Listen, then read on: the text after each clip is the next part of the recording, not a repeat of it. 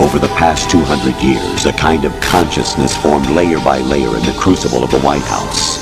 It's not unlike the way life started in the oceans 4 billion years ago. The White House was our primordial soup, a base of evolution. We are formless. We are the very discipline and morality that Americans invoke so often. How can anyone hope to eliminate us? As long as this nation exists, so will we. Cut the crap! If you're immortal, why would you take away individual freedoms and censor the net? Jack, don't be silly. Don't you know that our plans have your interests, not ours, in mind? What? Jack, listen carefully, like a good boy. The mapping of the human genome was completed early this century. As a result, the evolutionary log of the human race lay open to us. We started with genetic engineering, and in the end, we succeeded in digitizing life itself. But there are things not covered by genetic information. What do you mean? Human memories, ideas, culture, history. Genes don't contain any record of human history. Is it something that should not be passed on? Should that information be left at the mercy of nature?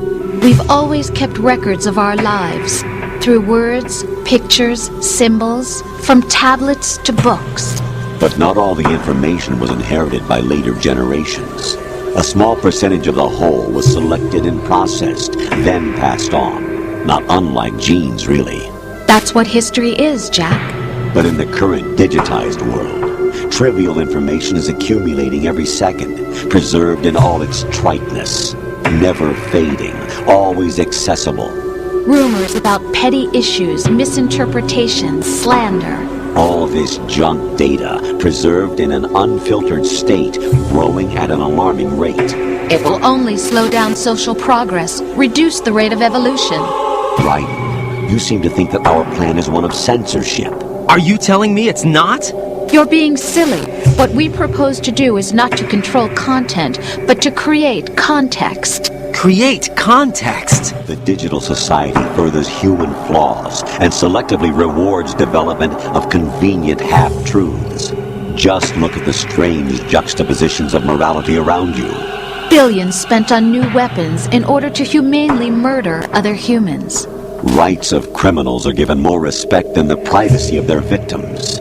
Although there are people suffering in poverty, huge donations are made to protect endangered species. Everyone grows up being told the same thing.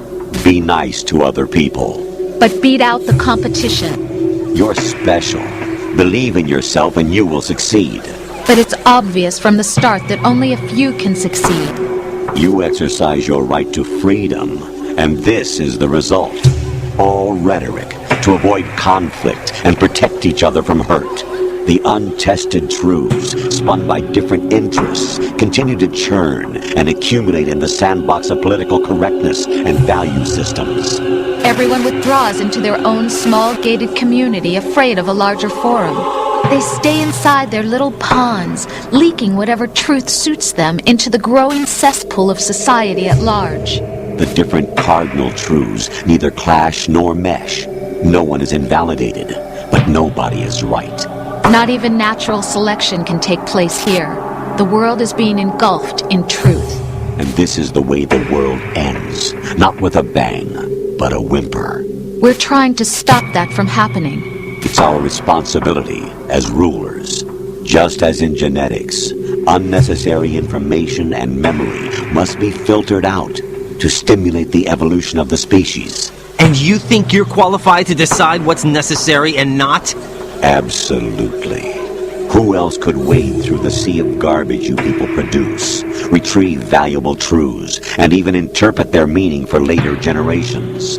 That's what it means to create context. I'll decide for myself what to believe and what to pass on. But is that even your own idea? Or something Snake told you? That's the proof of your incompetence right there. You lack the qualifications to exercise free will. That's not true. I have the right. Does something like a self exist inside of you? That which you call self serves as nothing more than a mask to cover your own being. In this era of ready-made truths, self is just something used to preserve those positive emotions that you occasionally feel. Another possibility is that self is a concept you conveniently borrowed under the logic that it would endow you with some sense of strength. That's crap! Is it? Would you prefer that someone else tell you? All right then. Explain it to him. Jack, you're simply the best, and you got there all by yourself. Oh, what happened? Do you feel lost? Why not try a bit of soul-searching? Don't think you'll find anything, though. Ironic that although self is something that you yourself fashioned, every time something goes wrong, you turn around and place the blame on something else. It's not my fault. It's not your fault.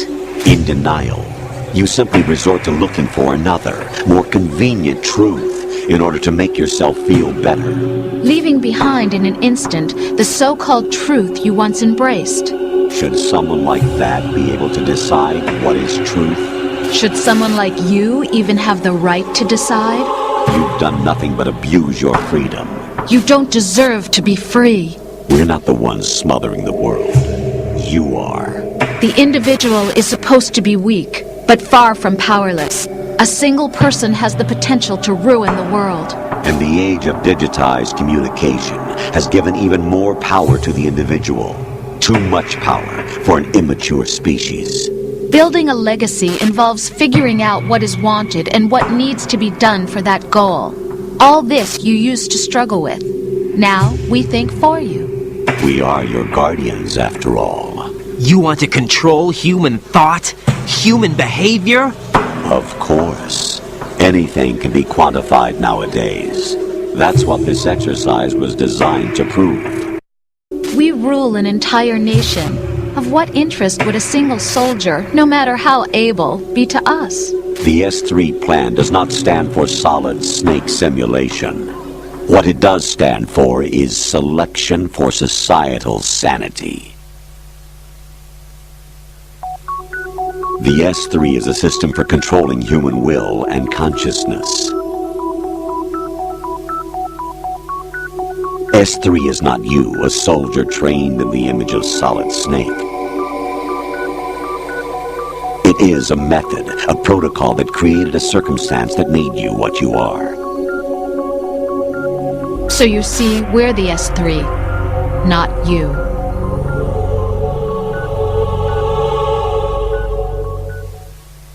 What you experienced was the final test of its effectiveness. That's crazy. You heard what President Johnson said. The Arsenal's GW system is the key to their supremacy. The objective of this exercise was to establish such a method. We used Shadow Moses as a paradigm for the exercise. I wonder if you would have preferred a fantasy setting. We chose that backdrop because of its extreme circumstances. It was an optimal test for S3's crisis management capacity. If the model could trigger, control, and solve this, it would be ready for any contingency. And now, we have our proof. So you see, you're a perfect representative of the masses we need to protect. This is why we chose you. You accepted the fiction we've provided, obeyed our orders, and did everything you were told to. The exercise is a resounding success. Didn't I tell you that GW was still incomplete? But not anymore, thanks to you. Your persona, experiences, triumphs, and defeats are nothing but byproducts. The real objective was ensuring that we could generate and manipulate them. It's taken a lot of time and money, but it was well worth it considering the results.